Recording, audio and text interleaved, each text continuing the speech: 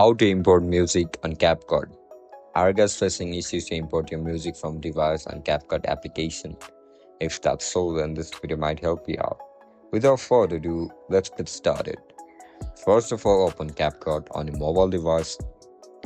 Once you open the CapCut, now select the project that you want to add or import music on. Once you open it, look at the bottom of your screen where you can see this audio icon. Click on it. Again, click on Sounds.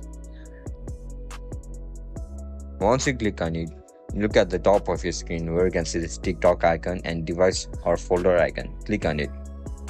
After you click on it, tap on device and now again click on select from device. From here, select the music that you want to add on from your device.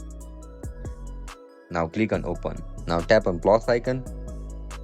As soon as you click on plus icon, the selected music will be added on CapCut.